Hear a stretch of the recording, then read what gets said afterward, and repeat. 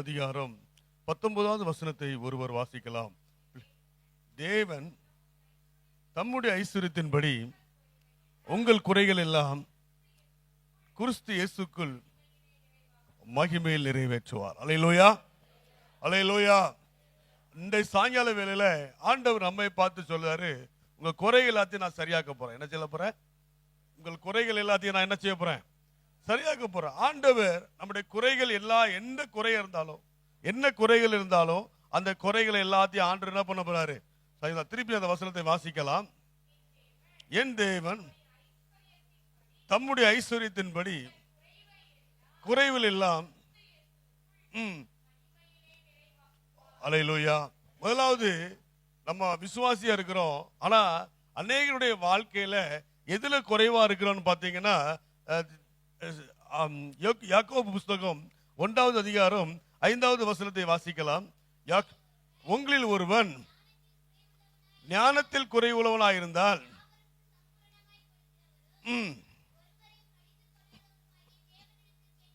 First ஆண்டவர் நமக்கு என்ன கொடுக்கிறார்னா, ஆண்டவர் நமக்கு ஞானத்தை கொடுக்கிறார். என்ன கொடுக்கிறாரு?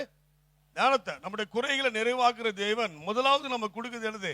ஞானத்தை கொடுக்கிறார். அப்போ ஞானம் ஒரு மனுஷனுக்குள்ள வரும்போது அவன் விருத்தி அடைகிறான். அல்லேலூயா. இன்னைக்கு நிறைய குடும்பத்துல கஷ்டப்படுறதுக்கு என்ன காரணம்னா, ஞானம் இல்லாம ஒரு காரியம் செய்யறது. என்ன இல்லாம காரியம் செய்யறது? ஞானம் இல்லாம ஒரு காரியத்தை செய்யறது. ஏதோ யூடியூப்ல வருது, அதுல வருது, இதுல வருதுன்னு சொல்லி ஓடிபி கொடுத்து அதுல நம்பர் நிறைய பேர் லாக் ஆகிடுறாங்க. பாத்துருக்கீங்களா? நிறைய பேருக்கு போன் வருது, உங்களுக்கு பணம் வந்திருக்கு, அக்கௌண்ட்ல ரூபா வந்திருக்குன்னா ஆண்டவர் தான் எனக்கு கொடுத்துட்டாரு, தேவன் எனக்கு அற்புதத்தை செஞ்சுட்டாரு அப்படின்னு சொல்லி ஓடிபி போட்டு கடைசி அவன் என்ன செஞ்சுதான்? இருக்கிற ரூபாய் எல்லாத்தையுமே எடுத்துருந்தான். ஏதோ பைனான்ஸ் கம்பெனில போய் ஒசூர்ல பார்த்தேன், ஒரு பெரிய விசுவாசிகளுடைய வாழ்க்கையில 1% 10% வட்டி கொடுக்கான்னு சொல்லி நிறைய பேர் ரூபாயை போட்டாங்க. ஏல போட்டாங்க, அந்த பைனான்ஸ் கம்பெனில போட்டாங்க. ரூபா வரும்னு பார்த்தாங்க. 5 மாசம் கொடுத்தான். எத்தனை மாசம் கொடுத்தான்? 5 மாசம். இதெல்லாம் தெரியணும். விசுவாசிகளுக்கு நிறைய பேருக்கு ஞானத்தில் எப்படி இருக்காங்க? குறைவா இருக்காங்க. அப்ப ஞானத்துல குறைவா இருந்தா அவங்க வாழ்க்கையில் என்னதான்? பிரச்சனை தான். அப்ப ஞானத்தை கொடுக்கிற ஒரு ஆண்டவரிடத்துல கேட்கும் போது கர்த்தர் ஞானத்தை கொடுக்கிறார். அப்ப முதலாவது நம்முடைய குறைகளை மாற்றுகிற தேவன் சொல்லுகிறாரு, உனக்கு எதை கொடுக்கணும்? ஞானத்தை கேட்கணும். ஆண்டவர்கிட்ட என்ன கேட்கணும்? ஞானத்தை கேட்கணும். ஞானம் எப்படி வருதுன்னா, நீதிமொழிகள் புஸ்தகம் 2வது அதிகாரம் 10வது வசனம் சொல்லுது. நீதிமொழிகள் 2:10 வாசிக்கலாம். ஞானம் உன் இதயத்தில் பிரவேசித்து, அப்போ ஞானம் வரும்போதுதான் என்ன வருது? என்ன வருது? அறிவு வருது. இன்னைக்கு ஞானம் இல்லாம தான் நம்ம அநேக காரியத்தை செய்யறோம். ஒரு விசுவாசியுடைய வாழ்க்கையில 1 கோடி ரூபாய் போட்டார். எத்தனை கோடி ரூபாய்? எல்லாத்தையும் கடன் வாங்கி அந்த ரூபாய் போட்டு வட்டி வருதுன்னு சொல்லி ஆசைப்பட்டு கடைசி இன்னைக்கு வீட்டை விற்கிற நிலைமையில் இருக்கார். அது காரணம் என்னன்னா, அவருக்குள்ள என்ன இல்லை? ஞானம் இல்லை. ஞானம் இல்லாம இந்த காரியத்தை செய்ததுனால அவருடைய வாழ்க்கையில பிரச்சனை. அப்ப விசுவாசியுடைய வாழ்க்கையில என்ன தேவை? ஞானம் விசுவாசியுடைய வாழ்க்கையில தேவை. அப்ப ஆண்டவர் உங்கள் குறைகளை நிறைவாக்குற தேவன். முதலாவது ஆண்டவரிடத்தில் நாம் எதை கேட்க வேண்டும்? எதை தருகிறாராம்? ஞானத்தை தருகிறார். எதை தருகிறார்?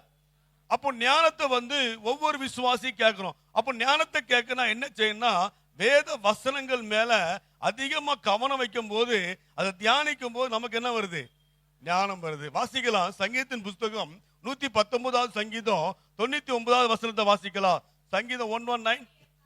உம்முடைய சாட்சிகள் என் தியானமா இருக்கிறபடினால் எனக்கு போதித்தர் எல்லாரும் எப்படி இருக்கிறேன்?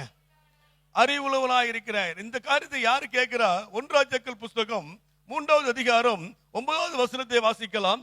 1 ராஜாக்கள் 3:9. ஆகையால்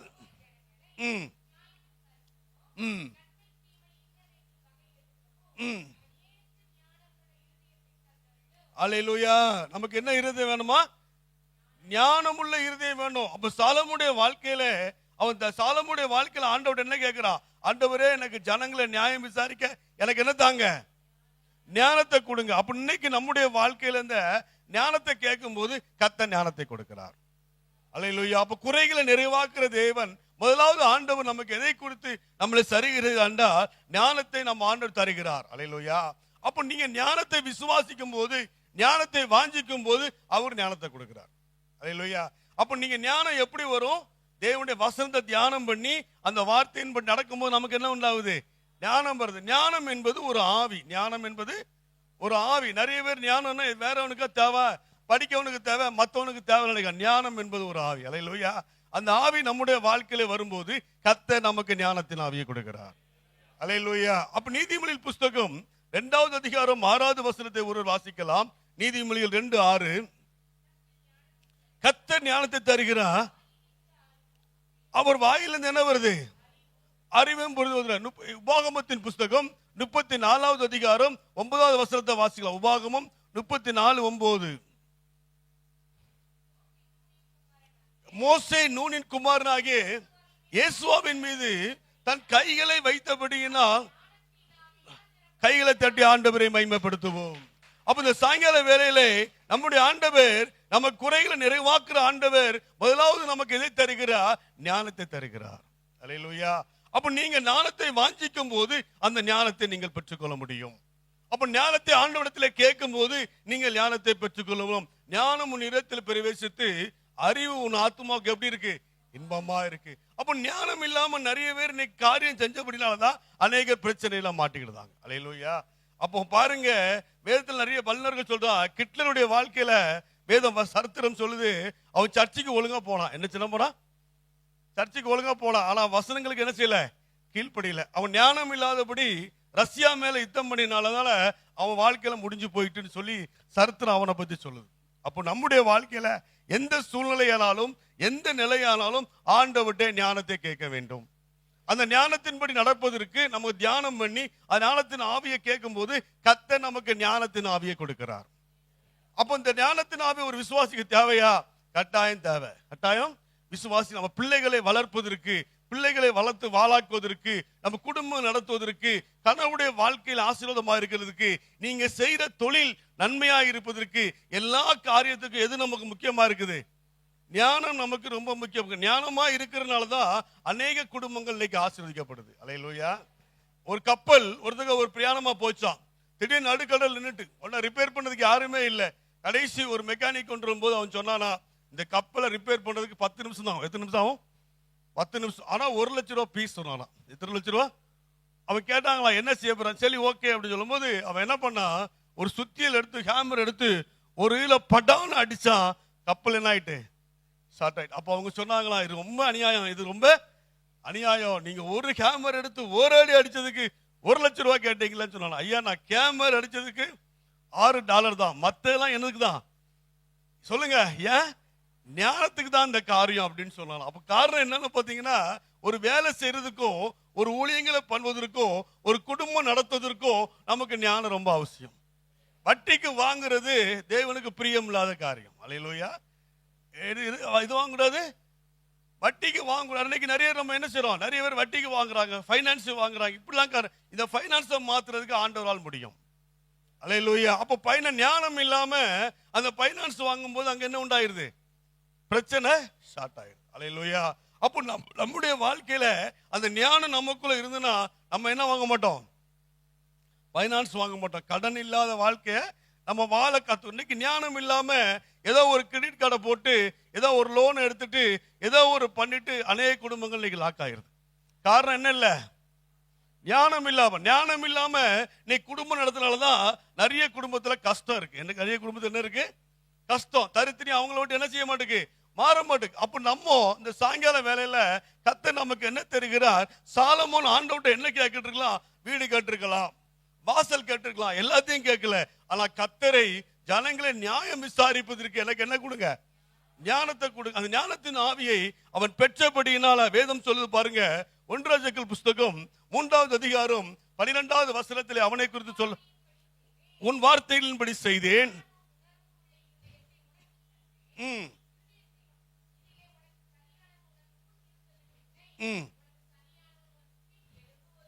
அப்ப பாருங்க, சாலமோனை குறித்து ஆண்டவர் சாங்க சொல்றார். உனக்கு பின்பும் இல்ல, உனக்கு முன்பும் இல்ல. புதிய ஏற்பாடுல இயேசு சொல்றாரு, சாலமோனை காட்டிலும் அவர் பெரியவரா இருக்கிறார். அல்லேலூயா. சாலமோனை காட்டிலும் யார் பெரியவரா இருக்கிறார்? இயேசு பெரியவரா இருக்கிறார். அப்ப இந்த சாயங்கால வேளையில உனக்கு ஞானம் உன் வாழ்க்கையில வரும்போது, அறிவு உன் வாழ்க்கையில வரும்போது உன் குறைகளை கர்த்தர் நிறைவாக்குறார். அல்லேலூயா. உன் குறைகளை கர்த்தர் நிறைவாக்குறார். பிஜேபி குடும்பம் எப்படின்னு பாத்தீங்கன்னா, பிஜேபி குடும்பம் ஒரு ஜெபிக்கிற குடும்பம். அல்லேலூயா. பிஜிக்கு பண்டிட் தாஸ் குடும்பம் தாயார் எப்படி நல்ல ஒரு ஜெபிக்கிற தாயார். அப்போ அவங்க வந்து லேண்ட் வாங்கும் போடும்போது யாரோ கொடுத்த ஐடியால, ஆண்டவர் கொடுத்த ஞானத்துல கடற்கரை பக்கம் இடத்த வாங்கி போட்டாங்க. எது பக்கம் வாங்கி போட்டாங்க?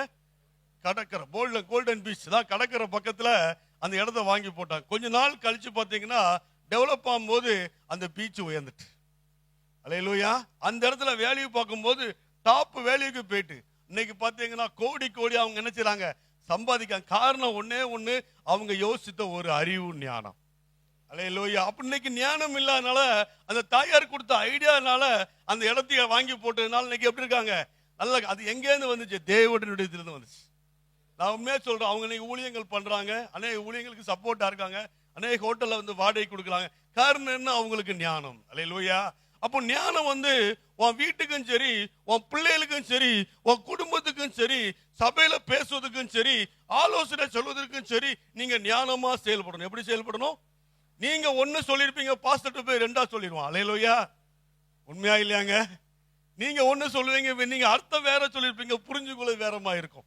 அப்போ ஞானம் இல்லாம ஒரு காரியத்தை தெரியாம பேசக்கூடாது. ஒரு காரியத்தை சொல்லுங்க, ஒரு காரியத்தை தமிழ்ல பேசலாம், ஒரு காரியத்தை தெரியாம பேசவே கூடாது. சுந்தரமையா சொல்லுவாங்க, ஒரு காரியத்தை பத்தி நம்ம பேசணும்னா அந்த காரியம் நமக்கு எதுக்கு? அந்த காரியம் நமக்கு தேவையா? அந்த காரியத்துக்கு உள்ளவங்களுக்கு நம்ம சம்பந்தப்பட்டிருக்கோமா? அந்த காரியத்தினால் நமக்கு ஏதாவது யூஸ் உண்டா? வேதம் சொல்லுது, வாயின் பேச்சு வறுமையை தருமா. என்ன செய்வா? வாசிக்க, வாயின் பேச்சோ வறுமையை தரும்னு நீதிமொழியில வாசிக்கிறோம். வாயின் பேச்சு எப்படி இருக்கு? வறுமை, தரித்திரத்தை கொண்டு வருது வாயின் பேச்சு. காரணம் என்னன்னு பாத்தீங்கன்னா, இன்னைக்கு நிறைய பேர் என்ன இல்ல சொல்லுங்க. அப்போ எடுத்துட்டீங்களா? வாயின் பேச்சோ வறுமைகளை கொண்டு வரும் அப்படின்னு வசனம் இருக்கு நீதிமொழியில. காரணம் என்னன்னா, தேவையில்லாதபடி பேசக்கூடாது. என்ன கூடாது? சொல்லுங்க. தேவையில்லாதபடி யோசித்து ஞானமாய் பேச வேண்டும். யோசித்து எப்படி பேசணும்? ஞானமாய் பேச வேண்டும். ஞானம் இல்லாம பேசுறதுனாலதான் நிறைய குடும்பத்துல பிரச்சனை உண்டாயிருது. இவங்க ஒண்ணு சொல்லி அது 2 ஆகி, அது 3 ஆகி, 4 ஆகி, எத்தனாயிருது? 5 ஆகி, பிரச்சனையே பெருசாயிருது. காரணம் என்னன்னா, ஞானம் இல்லாம பேசுறது. அப்போ ஒரு காரியத்தை பத்தி தெரியாம ஒரு காரியத்தை பத்தி பேசக்கூடாது. ஒரு காரியத்தை பத்தி தெரியாம ஒரு காரியத்தை பத்தி, குடும்பமா இருக்கட்டு, சபையா இருக்கட்டு, ஊழியமா இருக்கட்டு, ஒரு விசுவாசியா இருக்கட்டு, யாரா இருந்தாலும் அவங்களை குறித்து ஆராய்ந்து பார வேண்டிய அவசியம் நமக்கு இல்ல. கர்த்தர் நமக்கு ஞானத்தை கொடுத்தாருன்னா அவங்கள பத்தி நம்ம என்ன செய்ய மாட்டோம்? சிந்திக்க மாட்டோம். நம்முடைய வேலையை பார்க்கலாம். வாசிக்கலாம், எபிரேயர் புஸ்தகம் 12வது அதிகாரம் 1வது வசனம் இப்படி சொல்கிறது. எபிரேயர் 12:1 வாசிக்கலாம். ஆகையால் மேகம் போன்ற இத்தனை திரளான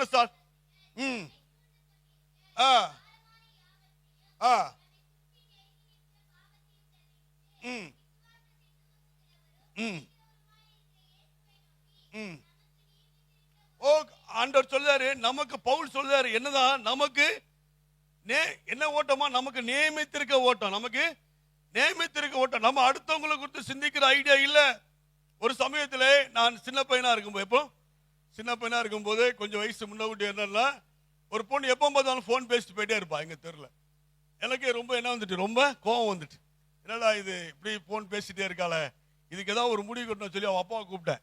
என்ன உங்க மகா வந்து இப்படி போன் பேசிட்டே போயிட்டு இருக்கா, நீங்க வந்து கண்டிக்க மாட்டீங்களா, இப்படிலாம் பேசிட்டே இருக்காள போது அவர் சொன்னாரு, என் மகா வந்து ஒரு கம்பெனில ஒர்க் பண்றா, ஒரு கம்பெனில ஒர்க் பண்றா, அந்த கம்பெனியுடைய வேலையே போன் பேசுற வேலை தான். அல்லேலூயா. அந்த கம்பெனியுடைய வேலை என்ன வேலை தான்?